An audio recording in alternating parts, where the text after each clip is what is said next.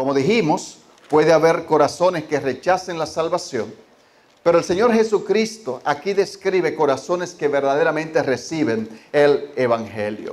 El ánimo llega cuando el Señor Jesucristo dice en el versículo 8 de este capítulo 4, pero otra parte cayó en buena tierra y dio fruto, pues brotó y creció y produjo a 30, a 60 y a 100 por uno. Mis hermanos, esta buena tierra es profunda, esta tierra es suave, está enriquecida y está limpia por completo. Esa tierra ni Satanás, ni la carne, ni el mundo pueden sofocar el Evangelio cuando es plantado en esa clase de corazones. Todos los que estamos aquí somos muestra de esa semilla que cayó en buena tierra. Amén. Casi todas las parábolas del Señor Jesucristo contienen ese elemento chocante e inesperado que la gente no está esperando. Y esta parábola de Marcos capítulo 4 no es la excepción. Hasta ese momento, esta analogía con las actividades del campo le era muy familiar a los israelitas, porque era una comunidad agrícola, era un país que dependía por completo de su agricultura. Y la tierra en Israel, la que era cultivable por supuesto, estaba cubierta de campos de grano. Ellos comprendían muy bien el peligro de las aves, sabían lo que ocasionaban las piedras y sabían cuál era el problema de los cardos y espinos. Todo eso era muy común. Pero de repente el Señor Jesucristo abandona todo lo familiar para describir un resultado, mis hermanos, que nadie habría esperado alguna vez. Una cosecha al 30, al 60 y al 100 por uno. Una cosecha promedio en Israel podía alcanzar un sextuplo, o sea, una de cada 6 semillas podía germinar y podía desarrollarse. Un cultivo que produjera 10 veces más, esa era la cosecha de toda la vida, de una sola vez en la vida de ese agricultor, el premio mayor de la cosecha. Así que cuando el Señor Jesucristo dijo que una sola de las semillas podía producir hasta 100 veces, oiga, eso tiene que haber producido conmoción en los discípulos. Lo que el Señor Jesucristo describe con una cosecha tan grande es que el Evangelio puede producir vida espiritual en una cantidad tan sorprendente que son imposibles, excepto por el mismo poder de Dios. La preparación del corazón para el Evangelio, como dijimos, es tarea del Espíritu Santo. Es el Espíritu Santo el que convence, es el Espíritu Santo el que regenera y es el Espíritu Santo el que justifica. Así que la obra en el corazón es del dominio de Dios exclusivamente. Miren lo que dice Ezequiel capítulo 36, 25 al 37.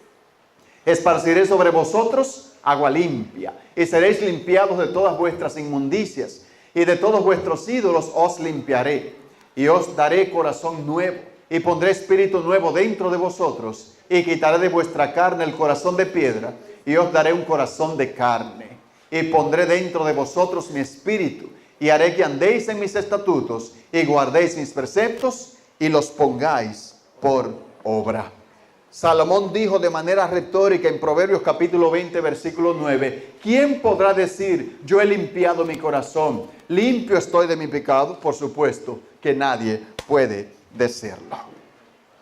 Así que hemos visto explicaciones de por qué las personas rechazan el Evangelio, sea por razones satánicas, sea por razones humanas, pero el arrepentimiento verdadero es algo sobrenatural, mis hermanos. En ningún lugar se observa esto con mayor claridad que en la conversión del ladrón en la cruz. Hermanos, esa es la conversión más sorprendente de toda la historia, pienso yo, de la evangelización. Ocurrió en un momento improbable. En ese momento el Señor Jesucristo daba la apariencia de ser un fracaso rotundo y total. Aquí tenemos al Señor débil, derrotado, victimizado y sin poder para salvarse a sí mismo, mucho menos a otro. Se burlaban y decían, a otro salvó, sálvese a sí mismo. El otro ladrón decía, ven acá, pero si tú eres el Cristo, baja de la cruz y bájanos a nosotros también. O sea, y esa marea de opinión pública que estaba contra él, los seguidores fieles habían salido huyendo, sus enemigos estaban triunfantes. Y ese comentario sarcástico por parte de ese primer ladrón realmente nos impacta, pero esa era la respuesta comprensible en ese momento ante un Cristo que aparentaba ser un fracaso total. Hermanos, y sin embargo, Dios, y lo digo de nuevo, Dios obró su habilidad sobrenatural de salvación en este segundo ladrón. Y en contra de los pronósticos, en contra de toda la razón, este ladrón se arrepintió y creyó. Se le conoce como el buen ladrón. Yo no sé por qué, porque no hay ningún ladrón bueno. No. Pero la pregunta es, ¿por qué este rebelde moribundo? Un ladronazo de su vida entera, como decimos nosotros. Que ese no se vuelve ladrón cuando grande, se empieza chiquitico, ¿verdad que sí? ¿Por qué este rebelde, este ladronazo, vamos a decirlo así, aceptó a un hombre sangrante, un hombre crucificado como su Señor y Salvador? La única respuesta, mi hermano, la única, es que fue un milagro de la gracia y el resultado de la intervención de Dios. O sea, este hombre se convierte, ¿sabe antes de qué? Porque si hubiera sido después de, como que uno le hubiera hecho más resultado. Pero antes de que la tierra temblara, óigame bien, antes de que el cielo se oscureciera, óigame bien, antes de que las tumbas se abrieran, antes de todo eso, acuérdate de mí cuando vengas en tu reino. Mis hermanos, este hombre creyó porque la semilla del evangelio cayó en tierra fértil, que fue preparada de antemano por la misma mano de Dios.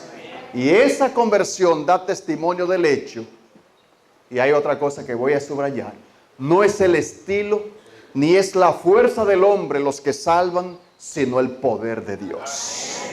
No es el estilo ni la fuerza del hombre los que salvan, sino el poder de Dios. Y como es Dios el que produce ese cambio de corazón, el resultado se va a ver en cada vida transformada.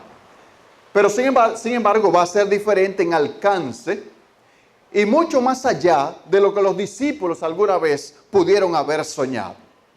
Luego el evangelio estallaría en una cosecha espiritual que comenzó en Pentecostés y que sigue continuando hasta el último día del reino terrenal de Cristo. El poder para esta multiplicación es sobrenatural, como dijimos. Pero la manera, atienda a esto, es el fiel testimonio de un creyente verdadero. Es el fiel testimonio de una iglesia comprometida con la verdadera evangelización bíblica. Lo asombroso del evangelio, vuelvo y repito, es que es obra de nuestro Dios. Nosotros sembramos la semilla al compartir el evangelio y entonces nos vamos a dormir. Y es el Espíritu el que obra mediante el evangelio para dar vida. No controlamos quién se salva, porque como el Señor le dijo a Nicodemo, el Espíritu va donde Él quiere.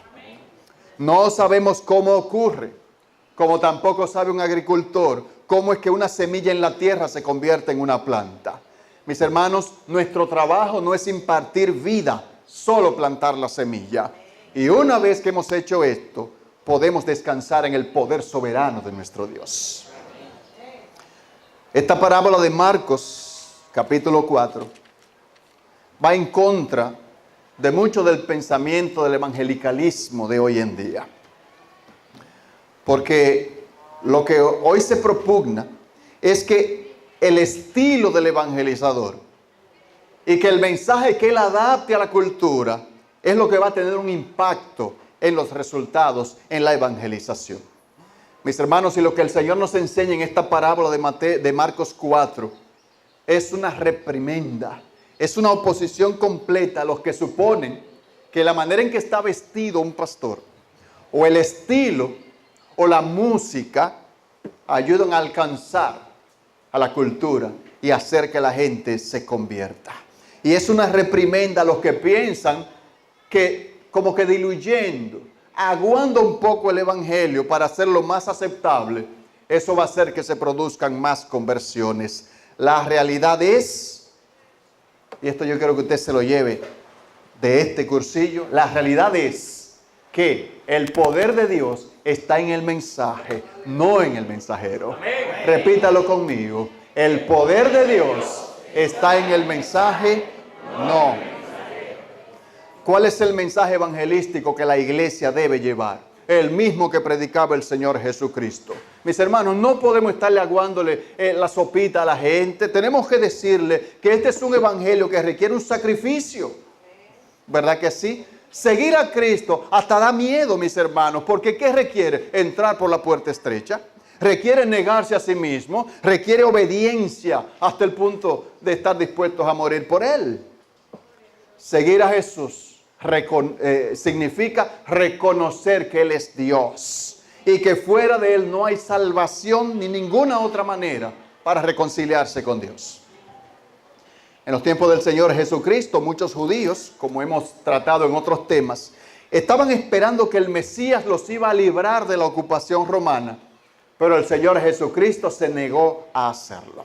En su lugar, predicó un mensaje de arrepentimiento, de sumisión, de sacrificio, de devoción y de exclusividad en Él. Ciertamente, las masas fueron atraídas por los milagros que realizaba y por el poder que poseía. Sin embargo, los discípulos percibieron muy correctamente que su enfoque, tan poderoso y veraz como era, obrando esos milagros y esas sanidades y esa alimentación sobrenatural, pero se dieron cuenta de que eso no volvía a los curiosos en convertidos. De hecho, en Lucas 13:23, ellos le hacen una pregunta que fue honesta verdaderamente y que salió de la realidad que estaban experimentando en ese momento. Ellos le preguntaron: Señor, ¿son pocos los que se salvan? Porque era impactante para ellos cómo las multitudes dejaban de seguir al Señor Jesucristo. ¿Quién sabe, mis hermanos, si los discípulos llegaron a pensar que el Señor debía modificar su mensaje un poco, aunque fuera un poquitito, para que la gente respondiera de una manera masiva? Hermanos, si hay otro problema en el evangelicalismo de hoy, y es que se mide el cristianismo en virtud de la popularidad que éste tenga. Hemos visto un desfile de artistas, desfile de personas, de todos los estratos sociales que hoy se dicen cristianos, porque de repente el evangelio se ha puesto de moda. Se ha puesto de moda. Cualquiera toma el evangelio en su boca. En estos días me topé con un programa sabatino en uno de los canales de televisión, donde este conductor, supuestamente, vamos a decirlo, yo no puedo decir supuestamente, pero dice que es cristiano, que se convirtió. Y realmente vi que hay un pastor ahí que está leyendo la palabra, el programa empieza, y hay oraciones, y hay amén, y hay todo. Y usted ve las muchachas que están al frente con esas licras ajustadas, como usted conoce. Usted sabe muy bien que están mostrando todo su cuerpo. Y entonces están diciendo amén. E inclinan sus ojos para orar. Todo, wow, pero igual que como lo hacemos nosotros. Y al poco rato fiesta y mañana gallo. De repente el evangelio se ha vuelto popular. ¿Por qué? Porque hemos aguado el mensaje. Porque hemos aguado el verdadero mensaje de la salvación. Mis hermanos, y lo que uno ve hoy en día son pastores actuando como estrellas de rock. Una iglesia ya que, en una representación, pues el pastor llegó montado en un burro, ahí caminando por todo, y llegó al púlpito y todo eso así. Y tuvo un programa de televisión en el cual dijo que el rap y el perreo y todas esas cosas son manifestaciones culturales que no podemos reprimir de la gente, que al contrario son herramientas de evangelización. Y yo recuerdo que un hermano llamó de la iglesia y le decía que el cristiano no podía hacer eso bajo ningún concepto, porque eso es identificarse con el mundo. ¿Sabe lo que le dijo? Ay, varón, usted no sabe lo que se está perdiendo. Así mismo él lo dijo. Óigame, el pastor de la iglesia, la supuesta iglesia. ¿Y qué vemos hoy en día? Grupos de alabanza que van delante de los raperos más desvergonzados, incitando a la carne y no al espíritu. Hubo un ritmo de eso hace un tiempo, muy popular. Dale para la gasolina, ¿verdad? A ella le gusta la gasolina. Dale para que Y yo oí algo después que dice, a ella le gusta leer la Biblia, dale para que lea la Biblia y todo eso. Y la gente bailando eso igualito. Yo digo, pero ven acá. ¿Y qué mensaje es este que estamos manifestando? Hermanos, la metodología de crecimiento de hoy en día dice que si el evangelizador quiere llegar a la cultura, a tener éxito en el propósito evangelizador, que si la iglesia quiere crecer, tiene que adaptarse a la cultura, tiene que imitar a la cultura. Pero eso es totalmente contrario al enfoque bíblico, tal como lo hemos visto. Escuché a un joven rapero cristiano que dijo que él rapeaba para evangelizar a los muchachos del barrio. Y para mí, honestamente, respetando, obviamente, no es nuestra función juzgar a nadie. El juicio dejémoselo a Dios. Pero eso para mí, mis hermanos, es como consumir cocaína para evangelizar a los drogadictos. La misma cosa. Vuelvo y repito.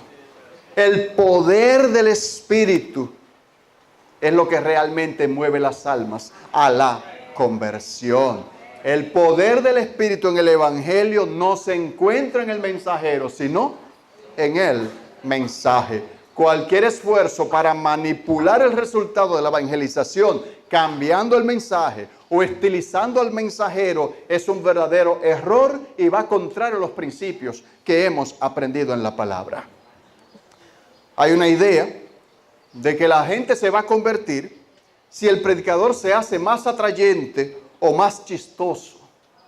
Entra a YouTube, mi hermano, y usted va a dar cuenta de que la iglesia está sufriendo en carne viva un verdadero desfile de tipos ridículos, haciendo el ridículo, que actúan como si su pelito lindo, como si su vestidura de ángel, como si sus milagros falsos van a producir conversión verdadera en la gente. Qué pena. La verdad final, mis hermanos, es que solo Dios tiene el control de si los pecadores se salvarán o no como resultado de cualquier sistema de evangelismo que implementemos. De hecho, mis hermanos, cuando predicamos el evangelio verdadero, eso no va a ganar popularidad. Eso no va a ganar influencia dentro de la sociedad secular. Pero, hermanos, a veces, hasta con motivos sinceros, muchos desean tener tanto la aceptación del barrio, del lugar donde están, que están dispuestos a alterar incluso el mensaje de la salvación de Dios y hasta poner en juego el requisito de la santidad para lograr esa aceptación. El resultado, por supuesto, es otro evangelio que no es el evangelio. El resultado es cristianos que se visten de una manera santa para ir al culto, pero después que termine el culto, se visten de manera mundana para otra actividad social por ahí. Y eso es, les recuerdo, hipocresía. Yo les recuerdo en esta mañana la seria advertencia que hace el apóstol Pablo en cuanto a alterar el mensaje verdadero del evangelio. ¿Qué dice Gálatas 1:8? Mas si aún nosotros, o un ángel del cielo, os anunciare otro evangelio diferente del que os hemos anunciado, sea, ¿cómo se diría en buen dominicano? Sea maldición, sea maldito. Todas esas componendas de que cambiemos aquí, quitemos allá, vistámonos así y busquemos otra estrategia, no hacen nada para incrementar el testimonio de la iglesia dentro de la cultura. ¿Qué es lo que dicen los incrédulos cuando ven todas esas manifestaciones? Pero yo con levantar la mano ya puedo ser, porque yo puedo seguir haciendo lo mismo que yo hago, porque ellos están bailando igual que yo ahí dentro de los cultos. Y están haciendo lo mismo que yo ahí donde están. Eso no le llama la atención al inconverso. ¿Qué es lo que llama la atención? Un testimonio fiel en Jesucristo en santidad. Eso le llama la atención. Ese es el que dice, wow, ese es diferente. Y es lo que hace que la persona le llame verdaderamente atención el evangelio. Cuando creamos ese evangelio aguado, un evangelio sintético como diríamos, ciertamente las iglesias se van a llenar de personas, pero personas que no se han arrepentido de sus pecados. Qué triste que en lugar de hacer al mundo como la iglesia, hoy nosotros estamos haciendo la iglesia más como el mundo. Y esa fue precisamente la enseñanza de Marcos 4 para evitar precisamente eso. Obviamente, mis hermanos, yo estoy completamente convencido de que este tiempo en el que estamos viviendo es el mejor de los tiempos para la evangelización. Hoy los medios de comunicación nos permiten saber lo que está pasando en el mundo de manera instantánea. Esta generación está madura para recibir el mensaje. Óigame, incertidumbre, catástrofe por todos lados, inmoralidad, corrupción, señales cumpliéndose por todos lados. El mensaje profético es un mensaje que impacta a la gente en este día. Porque cuando usted dice, y habrá terremotos en diferentes lugares, y usted ve en televisión esa repetición de terremotos por todas partes, eso impacta el corazón. Cuando usted ve guerras y rumores de guerras, reino contra reino, nación contra nación, y todo esto que está sucediendo, y cómo las potencias del mundo están concentradas en el conflicto de Siria, entonces eso impacta a la gente. Esta generación está más que nunca lista para recibir el mensaje. Ahora, ¿cuál es el problema? Que nosotros no estamos llevando el mensaje de salvación. Que nos estamos quedando callados. Que estamos haciendo como Israel. Bueno, si ellos quieren que vengan aquí. Ese fue el propósito de Dios. Que ellos en Israel, obedeciendo la ley, como dijimos, el mundo fuera atraído a ellos. Pero la misión de la iglesia es un enfoque totalmente diferente. ¿Cuál es? Ir por todo el mundo y predicar el evangelio. Empezando ¿dónde? Ahí mismo en Judea, ahí mismo en el barrio, ahí mismo dentro de la familia.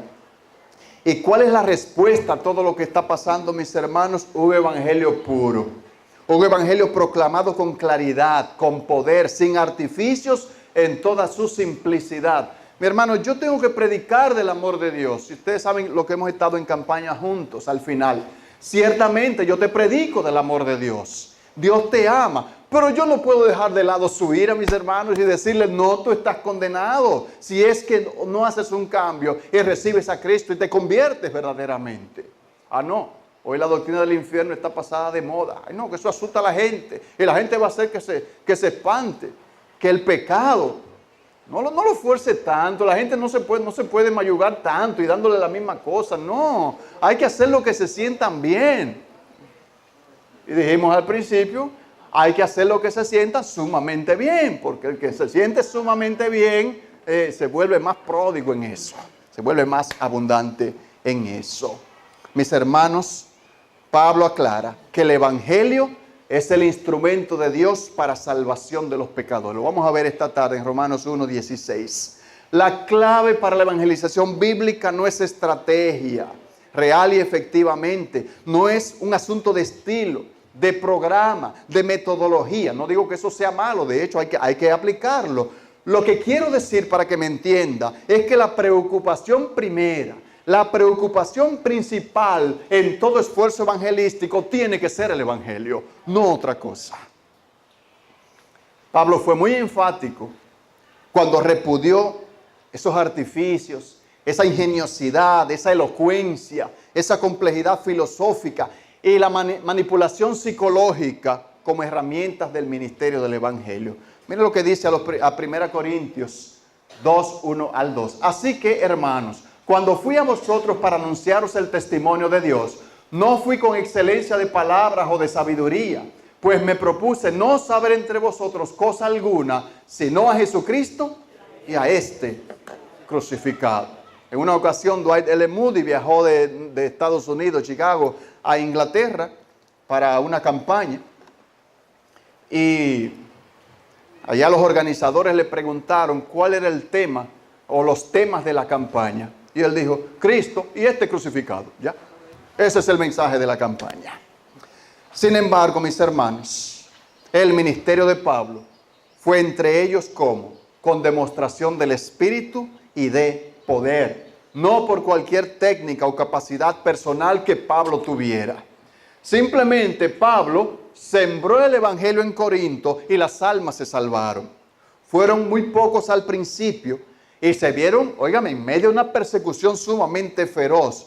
Pero a partir de esos comienzos pequeños se fundó una iglesia y el evangelio se propagó aún más allá. Eso es evangelización bíblica. Una evangelización que no se mide por resultados numéricos inmediatos. No tiene que ser, wow, tenemos que analizar y reevaluar esto. Y reelaborar el mensaje. O rediseñarlo porque esto no nos funcionó en la campaña que hicimos en el barrio. No. Esa evangelización permanece enfocada en la cruz y el mensaje de redención. No lo que le interese oír al barrio, no lo que la gente quiera oír, lo que la gente tiene que escuchar, lo que la gente necesita saber. Una evangelización bíblica no puede estar obsesionada con preguntas como que ¿cuántas personas vamos a alcanzar? ¿Cuántos pueden responder? ¿Qué podemos hacer para que nuestro mensaje sea más atrayente?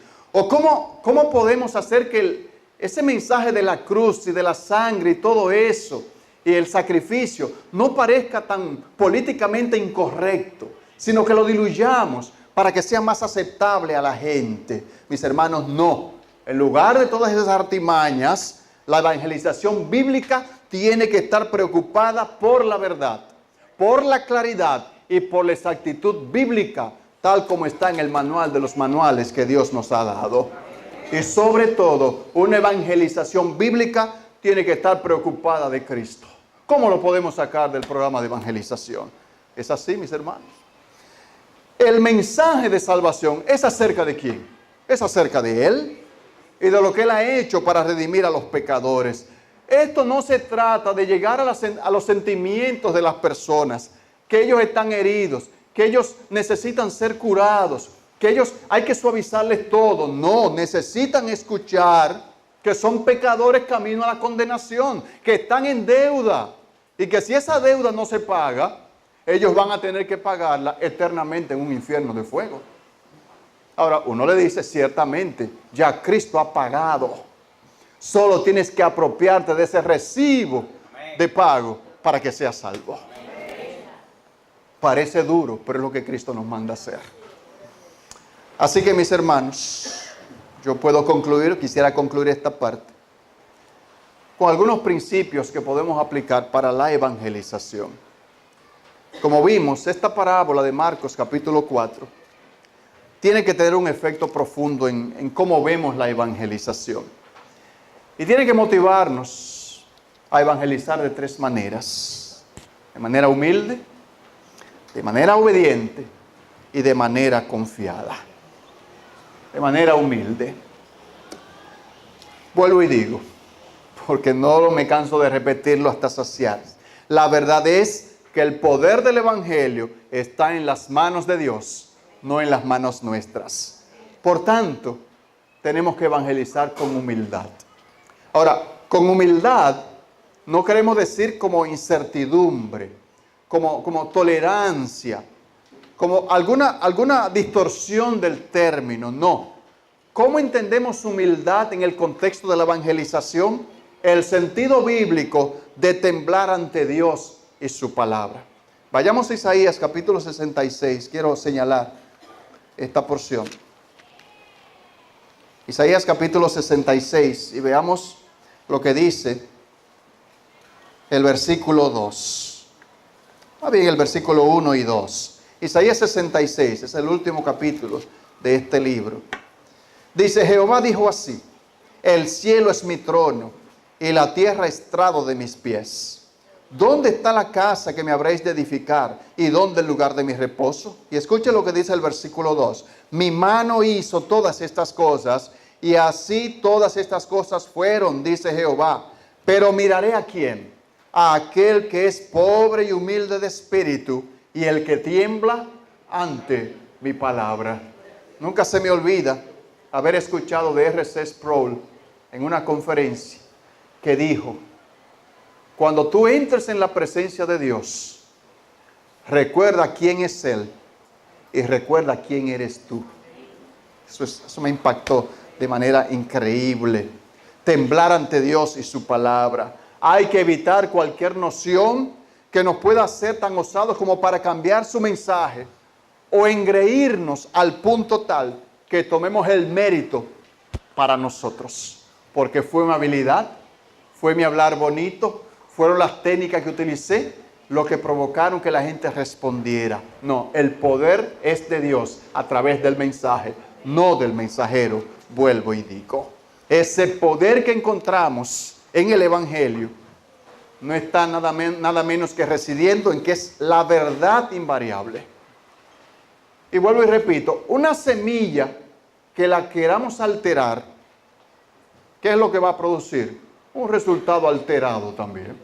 ¿Ah? ¿Es así o no es así? Nosotros no tenemos por qué tratar de hacer atractivo al Señor Jesucristo a los pecadores, porque Cristo es atractivo en sí mismo. ¿No fue eso lo que le dijo él a Nicodemo? Y si fuere levantado, a todos atraeré a mí mismo. ¿Qué es lo que pasa? Que las personas están tan cegadas por el pecado que no pueden ver los atributos de nuestro Señor. Hermanos, no es suficiente alentar a las personas o incentivarlos con que las emociones les sobrevengan a ellos. En lugar de eso, el pecador tiene que estar llamado a llorar por su pecado para que se arrepienta de manera genuina. De modo que explicar la profundidad del pecado y el castigo que merece, vuelvo y digo, es una parte esencial de la evangelización bíblica. Un pecador tiene que escuchar que su pecado le acusa y le condena porque ofende a Dios. Y solo el Espíritu de Dios puede llevar esa verdad desde los oídos del pecador a su corazón, pero luego de que nosotros lo hayamos manifestado. ¿Se da cuenta? Qué triste que esa evangelización es la que sufre cuando intentamos atraer más personas a Cristo. Intentamos hacer el mensaje más popular y que los resultados sean numéricos y más notables. Pero apelando ¿a qué? A las emociones y a la voluntad en vez de a la mente. Eso es lo que tenemos que llevar. Que el pecador reflexione y se dé cuenta cuál es su situación delante de Dios y cuál es el peligro al que se enfrentan. Jonathan Edwards fue uno de los mayores evangelizadores que tuvo los Estados Unidos. Uno de los propulsores uno de los mayores avivamientos que tuvo los Estados Unidos en el siglo XIX. Y el mensaje, pecadores en las manos de un Dios airado, dice en una parte, el pecador no se da cuenta de que está caminando sobre el hoyo del infierno, sobre madera podrida. Y eso impactaba y debe impactar la gente en el día de hoy. La gente verdaderamente se convirtió. Hubo un avivamiento. ¿Pero por qué? Porque se dieron cuenta de que verdaderamente eran pecadores en las manos de un Dios airado. No podemos diluir ese mensaje. Así que, mis hermanos, la semilla correcta se siembra en el corazón solo cuando el evangelio real es predicado a la mente. Solo cuando incluye un mensaje sobre cuál es el verdadero llamado de Jesucristo, cuál es la naturaleza de la conversión y cuál es la obra gloriosa del Señor Jesucristo. Entonces, y solo entonces, los corazones que han sido preparados de manera sobrenatural serán receptivos a esa semilla. Y finalmente tenemos que evangelizar de manera obediente. Y aquí es que muchos de nosotros fallamos, y empiezo por mí mismo. Cuando terminó de explicar esta parábola en Marcos capítulo 4, veamos lo que dice el versículo 21. Observe atentamente lo que dice. Marcos capítulo 4, versículo 21. ¿Qué dice el Señor Jesucristo hablando sobre esto? También les dijo, Marcos 4, 21, ¿acaso se trae la luz para ponerla debajo del almud o debajo de la cama? ¿No es para ponerla en el candelero? Lo que él estaba diciendo a sus discípulos es que después de su muerte y resurrección iban a poseer una gran luz. Esta luz, como dice Pablo, era la luz del evangelio de la gloria de Cristo, el cual es la imagen de Dios. Y ese evangelio tenía que ser fielmente predicado por los siervos del Señor Jesucristo. Pero recuerde una vez más, los resultados son por el poder soberano de Dios, como lo fue en la creación original. Mire lo que dice 2 Corintios, capítulo 4, versículo 6. Porque Dios, que mandó que de las tinieblas resplandeciese la luz, es el que resplandeció en nuestros corazones para iluminación del conocimiento de la gloria de Dios en la faz de Jesucristo. ¿Qué dice él? Dios fue el que hizo todo eso. Mire lo que dice también el versículo 22 de Marcos capítulo 4. ¿Qué dice el 22? Porque no hay nada oculto que no haya de ser manifestado, ni escondido que no haya de salir a la luz. Y a veces le damos una aplicación de que esas cosas secretas que tú haces, que están en tu corazón, se van a conocer un día, o que Dios la va a... Ciertamente es una buena aplicación, pero la interpretación dentro del contexto de esta parábola que habla de la evangelización es que cada secreto tiene su tiempo adecuado para decirse. Todo el asunto de guardar este secreto es que ahora o en ese tiempo no era el tiempo para que se supiera. En el caso de los discípulos, ese secreto consistía en que todavía no habían sido comisionados y enviados al mundo. Pero cuando el tiempo llegó, ellos fueron y hablaron con audacia. Y esto se refiere, mis hermanos, con relación a este secreto en este versículo, se refiere al mandato frecuente de que nuestro Señor ordenó que no hablaran de Él o sus milagros. ¿Hasta cuándo? Hasta después de su resurrección. ¿Cuál era la razón? La vimos el primer día. Una razón evidente para esa restricción era dejar claro, muy claro, que el mensaje que Cristo quería que sus seguidores llevaran y esparcieran no era que Él era un sanador o un liberador político, sino un salvador que murió y resucitó de entre los muertos. Vamos para la campaña porque va a haber sanidad al por mayor y al detalle. No, vamos para la campaña porque se va a predicar el Evangelio de Cristo y este crucificado.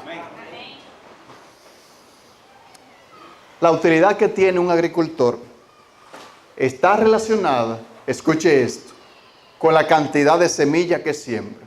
Nietzsche dijo algo como el cristiano que no sirve, como que se muere, que no vive para servir. Yo le digo una cosa más corta que esa. El que no sirve, no sirve. Ya, dejémoslo ahí. Así que la utilidad tuya y la mía como sembradores está relacionada con la cantidad de semilla que siembra, ¿sí o no? Mientras más sembramos, ¿qué pasa? Más cantidad de semilla esparcimos y más probabilidad está o hay de que esa semilla alcance una buena tierra. ¿Se da cuenta? Todo va en función de la cantidad de semilla que sembremos. Y cuando comunicó ese deber, el Señor Jesucristo citó los proverbios, porque mire lo que dice más adelante, en el versículo 24. Les dijo también, mirad lo que oís, porque con la medida con que medís, os será medido, y aún se os añadirá a vosotros los que oís, verso 25, porque al que tiene, se le dará, y al que no tiene, aún lo que tiene, se le va a quitar. ¿A qué se refiere el Señor Jesucristo en cuanto a esto? Se refiere a lo que el apóstol diría más adelante, firmes y constantes, sabiendo que nuestro trabajo en el Señor no es en vano. Este lenguaje aquí que usa el Señor Jesucristo de las medidas, que vamos a ser medidos con la medida con que medimos y que se nos será dado más. Lucas habla de medida buena, remecida, abundante y rebosando, remecida, darán en vuestro regazo, porque con la misma medida con que medís, os volverán a medir, os será medido. Eso habla de recompensas, mis hermanos, y es una motivación para proclamar el Evangelio, tanto activamente como con exactitud. Ciertamente, no podemos controlar los resultados, pero sí somos llamados a esparcir el mensaje. Hermano, y si somos rechazados por los que nos escuchan, hasta eso tiene su recompensa, porque esos esfuerzos un día serán recompensados por nuestro Señor. ¿A quién no le gustaría escuchar cuando llegue al cielo las buenas palabras del Señor? Bien, buen siervo y fiel. Sobre poco has sido fiel, sobre mucho te pondré. Entra en el gozo de tu Señor. Hermanos, evangelizar, a sembrar la semilla en abundancia. Porque déjeme decirle algo. Hay algunos que tendrán entrada al cielo, como por fuego, pero hay algunos que tendrán amplia y generosa entrada al reino de los cielos. Pablo le decía a los tesalonicenses, hablando precisamente de eso, en el versículo 1 Tesalonicenses 2:19, porque ¿cuál es nuestra esperanza o gozo o corona de que me gloríe? ¿No lo sois vosotros delante de nuestro Señor Jesucristo en su venida? Una corona por todos los que habían venido al Evangelio, por la predicación y el sembrado de Pablo. Esa es la corona que el Señor nos tiene reservada. El Señor va a juzgar tanto a cristianos falsos como evangelizadores falsos. Pero los creyentes verdaderos son obedientes en evangelizar cada vez que tienen oportunidad, recordando que nuestra obediencia lleva a la bendición divina, tanto aquí como en la vida venidera. Y finalmente, tenemos que evangelizar de manera confiada. Hermanos, cuando nos damos cuenta de que la evangelización es energizada por el poder de Dios, podemos tomar confianza en los resultados divinos. Vuelvo y le digo, yo estaba tan afanado antes y tan afligido en las campañas porque la gente no respondía, a veces de ninguna manera, endurecidos y todo esto. Yo con esa aflicción, ¿qué será que estoy en pecado? Y yo me revisaba, ¿será que Dios no usa un vaso sucio? Y por eso, no. Y todo eso era al principio. Hasta que leía Ezequiel en sus primeros capítulos, cuando Dios le dice al profeta, mira, yo te envío a un pueblo rebelde. Y tú le vas a predicar, sea que escuchen o no escuchen, pero tú vas a cumplir tu deber de predicarles. Porque son casas rebeldes. Óigame, y eso a uno tiene que llenarle de confianza, de que nuestra responsabilidad es llevar el mensaje y el resto debemos dejárselo a Dios. Es el poder de Dios el que energiza ese mensaje del Evangelio. Y esa es precisamente la razón por la que Marcos concluye esta sección tan amplia, vuelvo y digo, la más amplia de todo el Evangelio de Marcos, con estas palabras acerca de la evangelización, describiendo el reino de Dios. Marcos capítulo 4, versículos 31 y 32. Dice el 30, decía también, ¿a qué haremos semejante el reino de Dios? ¿O con qué parábola lo compararemos? Dice, es como el grano de mostaza. ¿Usted ha visto algún grano de mostaza alguna vez? Es una nimiedad, una cosita mínima, que cuando se siembra en tierra es la más pequeña de todas las semillas que hay en la tierra. Pero después de sembrado crece y se hace la mayor de todas las hortalizas y echa grandes ramas, de tal manera que las aves del cielo pueden morar bajo su sombra. Recuerde, los discípulos estaban preocupados de que las promesas del Antiguo Testamento no se estaban cumpliendo en el Señor Jesucristo. Él había estado predicando 2 años y todavía parecían ser muy pocos los que creían. Pero el Señor Jesucristo les dice aquí que si la semilla se esparcía, el Evangelio crecería y el reino vendría. El reino comenzaría pequeño, pero se haría muy grande y finalmente las aves de las naciones descansarían a su sombra. Y eso es lo que ocurrió. Vemos en Hechos cómo primero eran 120, luego subieron a 3,000, luego 5,000, pasaron de 20,000 y el tiempo ni da para hablar de los resultados de la labor misionera de los apóstoles. Mis hermanos, la evangelización es un llamado privilegiado. Tenemos que hacer lo que podamos para propagar el Evangelio donde quiera que sea.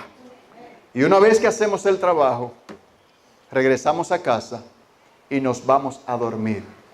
El gran problema es que nos vamos a dormir sin hacer el trabajo. El gran problema muchas veces es que aplicamos aquel refrán del vago: no dejes para mañana lo que puedas hacer pasado mañana. Ese es el refrán del vago, del que no trabaja. Que no nos suceda esto a nosotros. Si hemos trabajado duro, podemos dormir bien, sabiendo que como este agricultor de Marcos 4, el crecimiento no depende de nosotros y que la recompensa viene, mis hermanos, porque fiel es el que prometió. Que el Señor les bendiga.